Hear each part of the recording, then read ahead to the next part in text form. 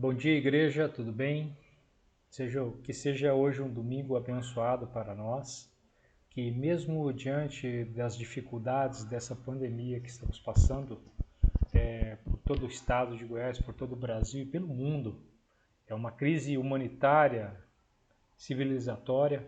Mesmo assim, nós estamos tendo o privilégio de adorarmos e louvarmos ao Senhor Deus, mesmo online. Mesmo com os recursos que nós temos online, a gente tem esse privilégio de aprender mais e mais do Senhor Deus. E hoje, domingo, não será diferente. Aprenderemos mais uma lição sobre o Deus de Abraão, Isaque e Jacó. O verdadeiro Deus, o verdadeiro e único Deus, e que nós conhecemos e conheceremos mais e mais com essas histórias. O texto de hoje ele é a EBD número 9, Escola Bíblica Dominical número 9, e o título é A Verdadeira Casa de Deus.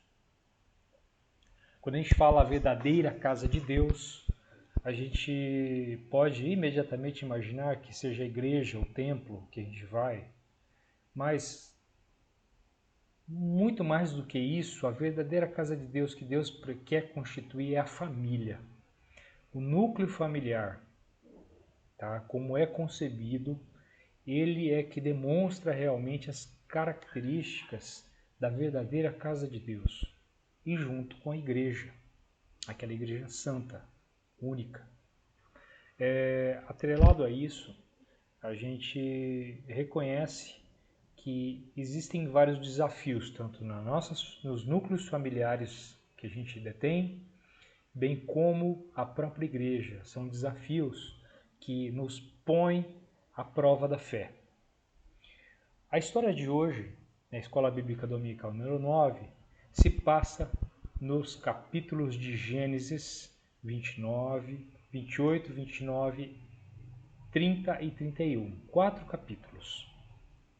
Vamos recordar um pouquinho. Gênesis a gente passou desde a formação do mundo por Deus, desde a formação do homem, Adão e Eva, desde o primeiro pecado instituído aqui por Adão e Eva, e depois desde a degradação humana que começa através de Caim e Abel, passando por uma limpeza que Deus promoveu nessa terra. A humanidade estava em tamanha degradação e que Deus promoveu um dilúvio e que escolheu e encontrou num só homem, Noé, essa futura prosperidade da nova civilização humana. A partir daí, de Noé, passamos por Abraão. Abraão é nosso pai da fé, mesmo nós não pertencendo a Israel, nós somos o Israel de Deus. Nós somos o povo escolhido e a partir de Abraão, essa fé do único, poderoso Deus é que veio chegar à nossa vida hoje. A história passa por Abraão, por os vários percalços. Abraão sai da Mesopotâmia e se dirige a um lugar chamado Palestina. Fica bem próximo ao mar Mediterrâneo, onde hoje é Israel, o Estado de Israel. Interessante a gente imaginar o contexto histórico e geográfico de tudo isso. Israel, hoje Estado de Israel, naquela época, no começo da civilização palestina, ficava entre duas áreas de extrema pujança civilizatória. Do seu lado ocidental, Egito, e do seu lado oriental, a Mesopotâmia. E lá, nesses dois pontos, tanto a leste como para oeste, surgiram civilizações que contracenaram com Israel e com o povo de Deus. Naqueles tempos, Abraão nasceu naquela região da Mesopotâmia, entre o rio Tigre e Eufrates, que posteriormente se tornariam as terras dos assírios, a futura Babilônia e a Pérsia. Grandes civilizações que contracenaram com o povo de Deus, como eu disse. Abraão teve o chamado, foi para a terra da Palestina. Lá formou sua família. Existiram vários percalços, a fé dele foi provada, mas ele superou.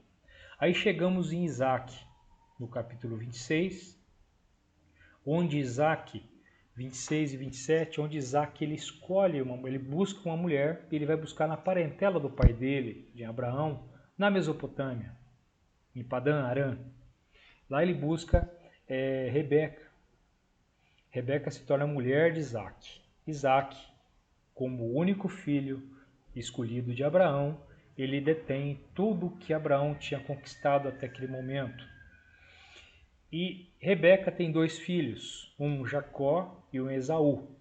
Melhor dizendo, Esaú e Jacó, os 2 filhos gêmeos.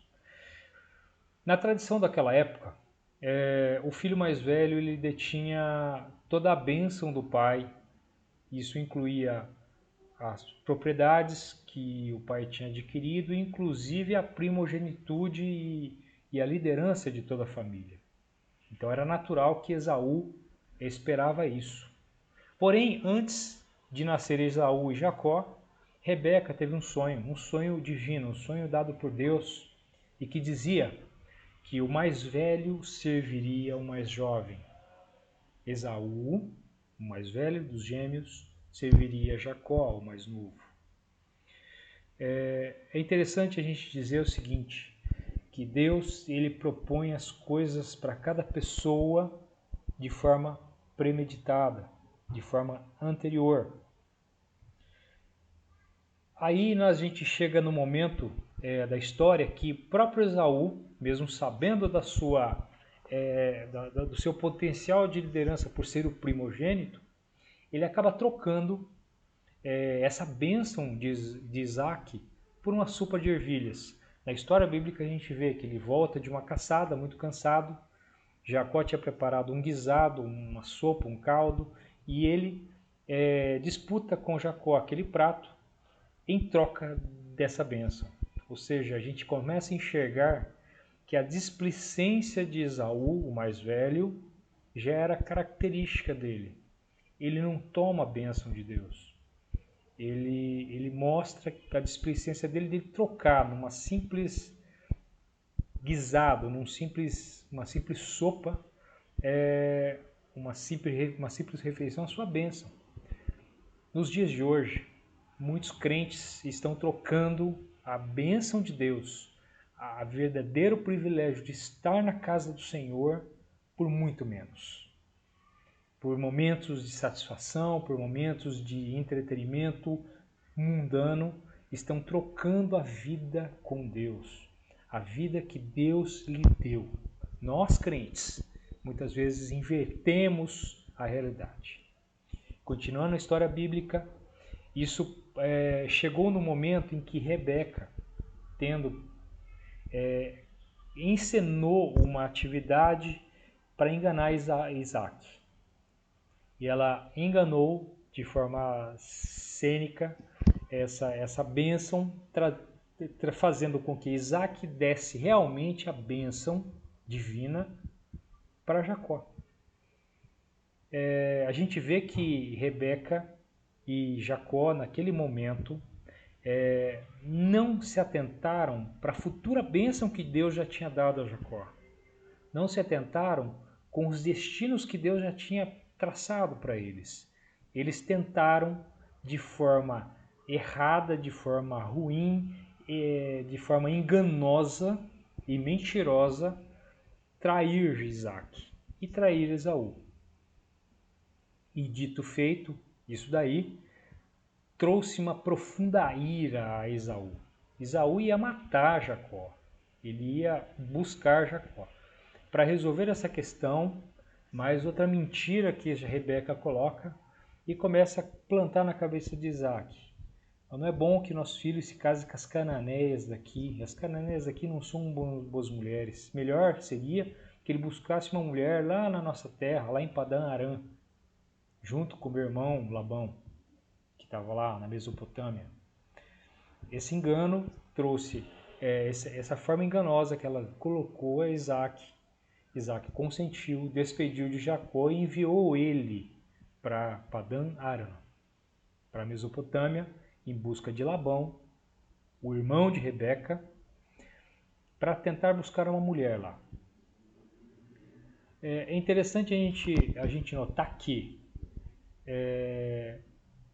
uma coisa que a gente tem que sempre reforçar, quando Deus nos traz bênçãos, quando Deus nos oferece bênçãos de estar junto com Ele, nós não precisamos tentar fazer subterfúgios errados ou impuros para tentar alcançar essa bênção. Deus não quer que a gente seja enganoso, Deus não quer que a gente engane ninguém nessa terra. Deus não quer que seus crentes sejam impuros, malignos com outras pessoas. Toda vez que a gente engana uma pessoa, a gente está prejudicando-a de alguma forma. Toda vez que a gente toma algo que não é nosso, a gente prejudica. Então nós não precisamos enganar ninguém. Nós precisamos apenas trabalhar com o que temos, que é a bênção de Deus. Jacó não tinha essa noção, nem Rebeca, e fizeram toda essa atrapalhada. A família de Isaac foi totalmente desestruturada, houve inimizade entre os irmãos, uma inimizade brutal que fomentou que Rebeca tivesse que mandar o seu filho longe dali. Israel, a Palestina, até Padan Aram, aproximadamente deve ter uma distância de 600 quilômetros. Imagine um jovem que nunca tinha saído da barra da saia da mãe e da barra da calça do pai, e de repente ter que rodar um deserto longo até chegar a uma terra que ele não conhecia. Ele sabia que ele tinha parentela lá, mas ele nunca tinha visto. Naquela época nós não tínhamos carros, nós não tínhamos ônibus, nada, nós tínhamos que andar ou a pé ou em cima de um animal. Esse momento é importante a gente enxergar, um momento difícil que Jacó passou por uma mentira. Aí ele trafegou por muito tempo nesse deserto. Chegou até a Padan Aram. Lá tem o relato bíblico de que ele encontra Raquel no poço. Ele pergunta de Labão. Ele se apresenta a Raquel, se apaixona por Raquel. E Labão, o pai de Raquel, irmão de sua mãe Rebeca, se apresenta e fica muito feliz por ele estar ali. A vida parecia Deus ter transformado novamente nesse momento. Mas Deus transformou muito mais um pouquinho antes, no deserto, quando Jacó se deita numa pedra, dorme antes de chegar às terras de Labão, e lá ele tem um sonho. Ele tem uma experiência com Deus. Jacó, naquele momento, até então, ele tinha conhecido Deus de seus pais, Abraão e Isaac. Mas ele nunca tinha tido uma experiência verdadeiramente divina com Deus. Naquele momento de dificuldade, de angústia, de medo, ele sentiu essa experiência com Deus. Ele acreditou realmente no Deus de Israel, no Deus de Abraão e de Isaac. E que seria o seu Deus também, naquele momento, lá no deserto de Betel.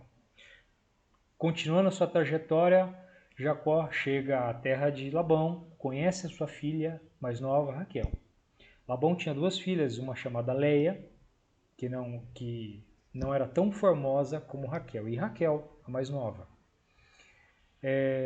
Jacó faz um acordo com Labão de que ele trabalharia 7 anos em troca de Raquel.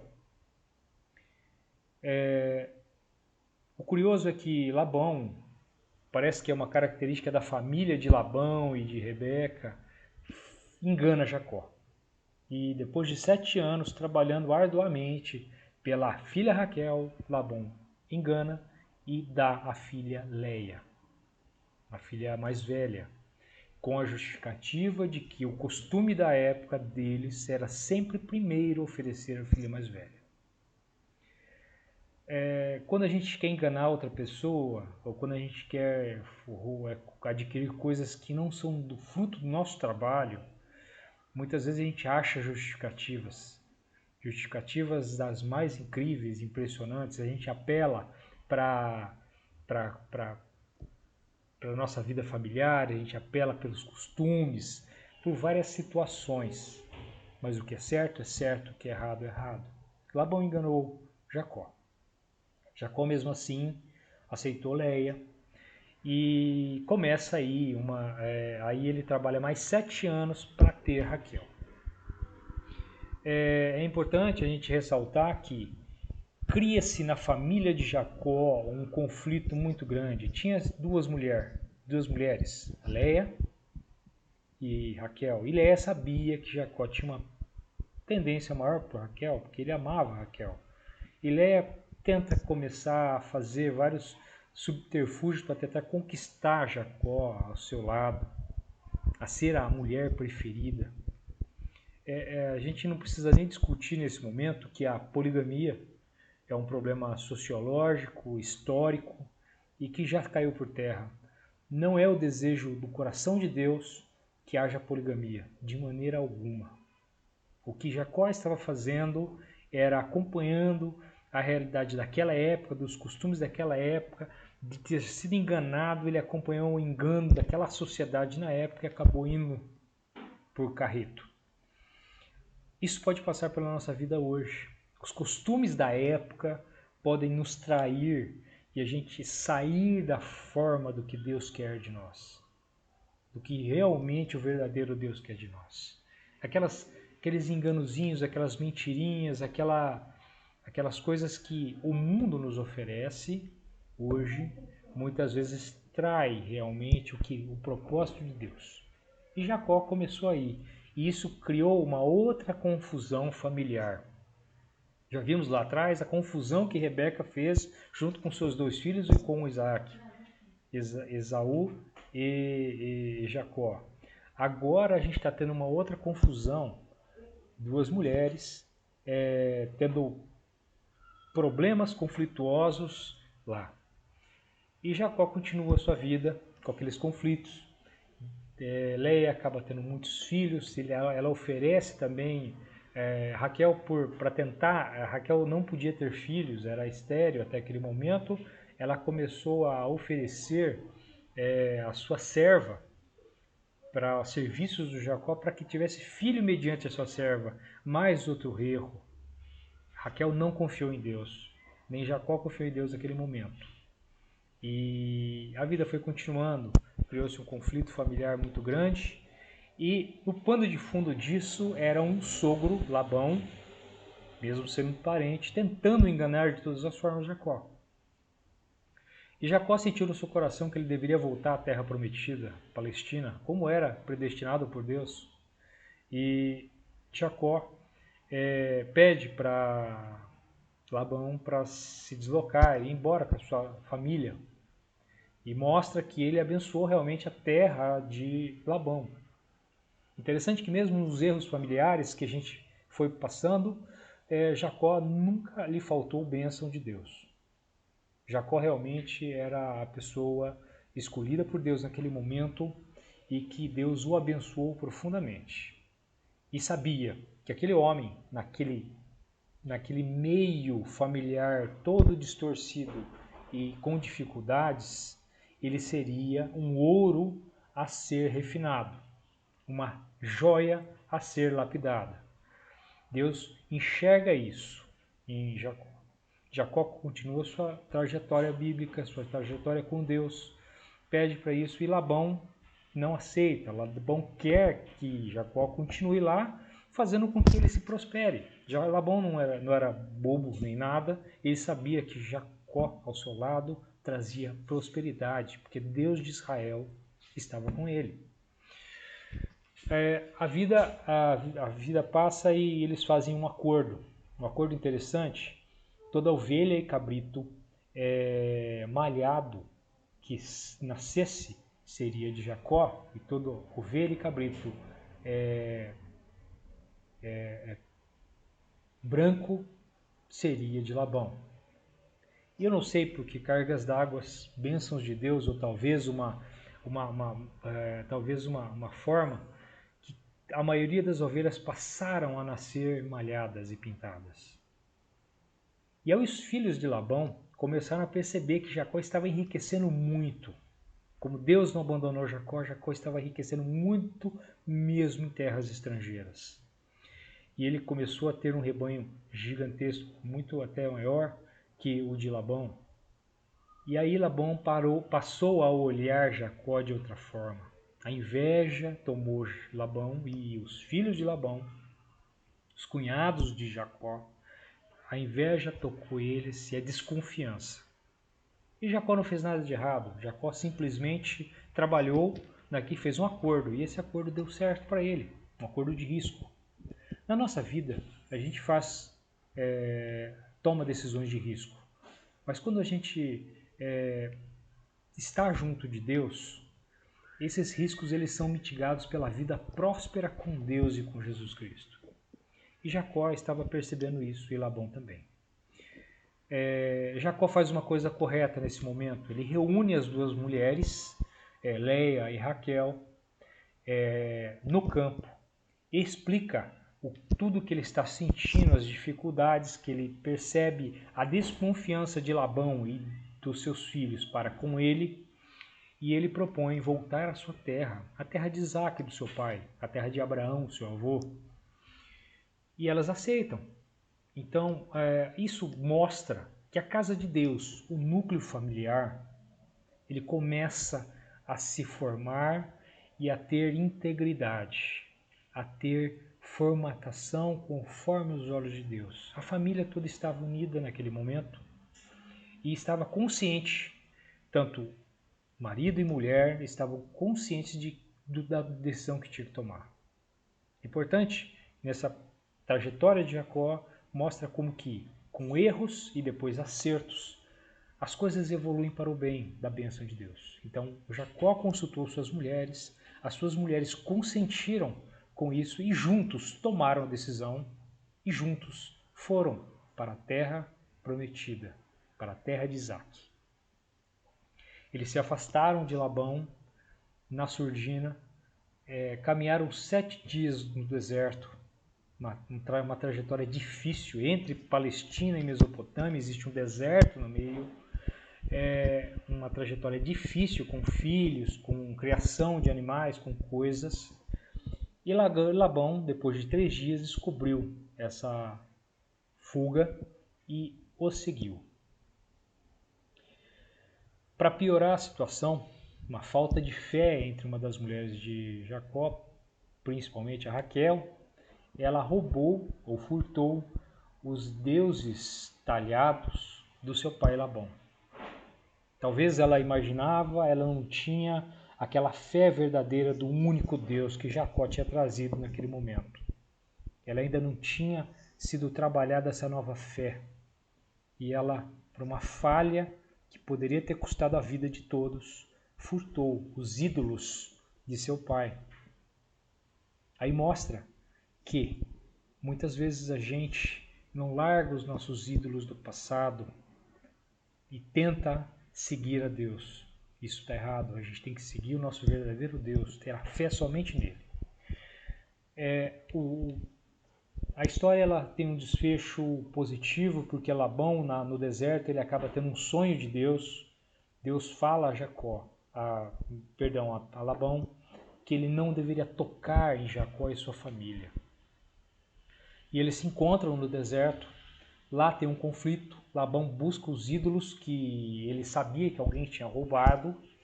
Ele só não sabia que era Raquel. Raquel, mais uma vez, é uma coisa que ainda recorrente da família, engana seu pai e senta em cima dos ídolos, dizendo que estava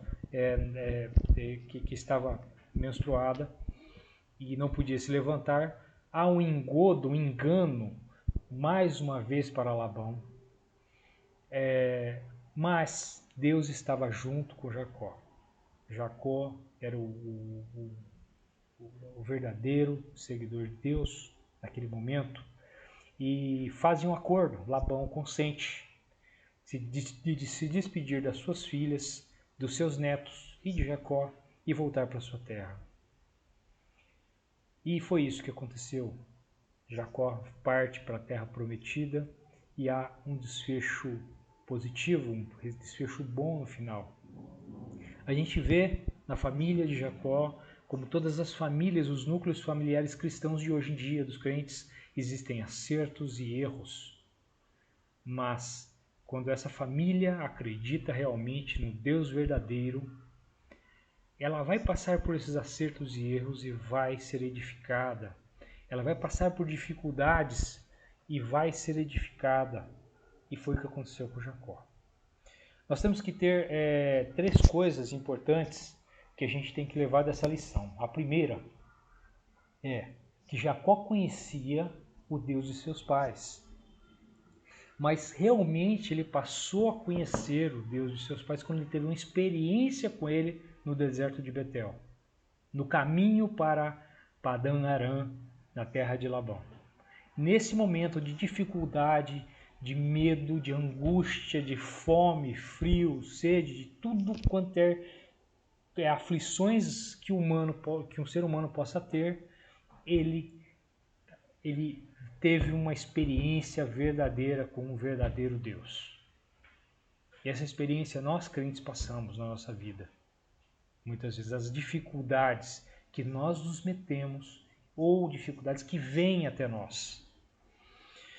Uma segunda coisa é que naquele momento que Jacó teve a visão de Deus, ele edificou um templo ao Senhor Deus.